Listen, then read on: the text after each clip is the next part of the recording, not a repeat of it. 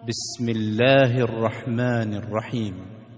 وإذ قال موسى لفتاه لا أبرح حتى أبلغ مجمع البحرين أو أمضي حقبا فلما بلغا مجمع بينهما نسيا حوتهما فاتخذ سبيله في البحر سربا فلما جاوزا قال لفتاه آتنا غداءنا لقد لقينا من سفرنا هذا نصبا قال أرأيت إذ أوينا إلى الصخرة فإني نسيت الحوت وما أنسانيه إلا الشيطان أن أذكره واتخذ سبيله في البحر عجبا قال ذلك ما كنا نبغ فارتدا على آثارهما قصصا فوجدا عبدا من عبادنا آتيناه رحمة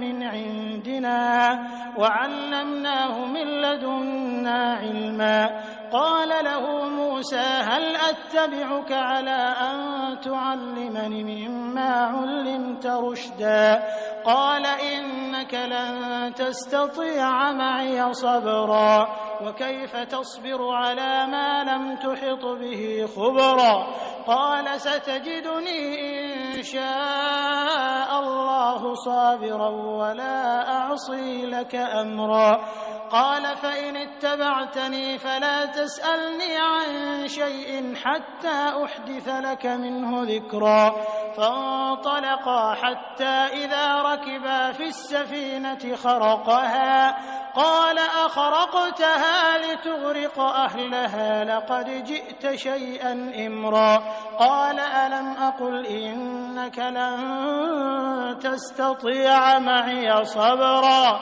قال لا تؤاخذني بما نسيت ولا ترهقني من أمري عسرا فانطلقا حتى إذا لقيا غلاما فقتله قال أقتلت نفسا زكية بغير نفس لقد جئت شيئا نكرا قال ألم أقل لك إنك لن تستطيع معي صبرا قال إن سألتك عن شيء بعدها فلا تصاحبني قد بلغت من لدني عذرا فانطلقا حتى إذا أتيا أهل قرية استطعما أهلها فأبوا أن يضيفوهما فوجدا فيها جدارا يريد أن ينقض فأقامه قال لو شئت لاتخذت عليه أجرا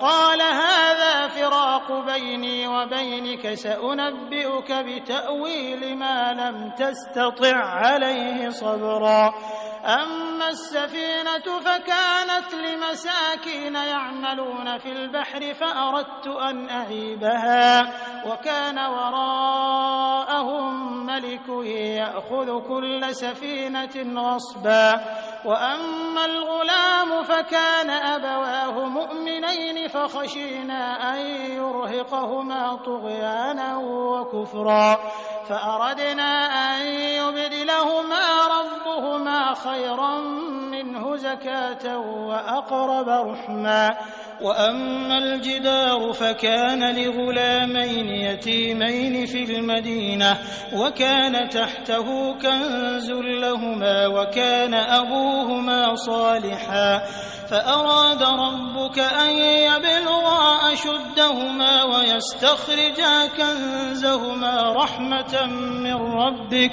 وما فعلته عن أمري ذلك تأويل ما لم تسطع عليه صبرا ويسألونك عن ذي القرنين قل سأتلو عليكم منه ذكرا إنا مكنا له في الأرض وآتيناه من كل شيء سببا فأتبع سببا حتى إذا بلغ مغرب الشمس وجدها تغرب في عين حمئة ووجد عندها قوما قلنا يا ذا القرنين إما أن تعذب وإما أن تتخذ فيهم حسنا.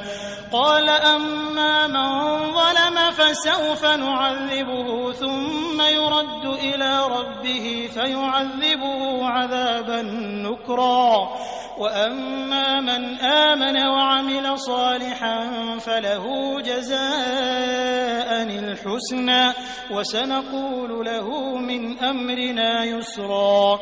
ثم أتبع سببا حتى إذا بلغ مطلع الشمس وجدها تطلع على قوم لم نجعل لهم من دونها سترا. كذلك وقد أحطنا بما لديه خبرا. ثم أتبع سببا حتى إذا بلغ بين السدين وجد من دونهما قوما لا يكادون يفقهون قولا. قالوا يا ذا القرنين إن يأجوج ومأجوج مفسدون في الأرض فهل نجعل لك خرجا على أن تجعل بيننا وبينهم سدا. قال ما مكني فيه ربي خير فأعينوني بقوة أجعل بينكم وبينهم ردما. آتوني زبر الحديد حتى إذا ساوى بين الصدفين قال انفخوا حتى إذا جعله نارا قال آتوني أفرغ عليه قطرا. فما استطاعوا أن يظهروه وما استطاعوا له نقبا. قال هذا رحمة من ربي فإذا جاء وعد ربي جعله دكاء وكان وعد ربي حقا. وتركنا بعضهم يومئذ يموج في بعض ونفخ في الصور فجمعناهم جمعا. وعرضنا جهنم يومئذ للكافرين عرضا. الذين كانت أعينهم في غطاء عن ذكري وكانوا لا يستطيعون سمعا. صدق الله العظيم.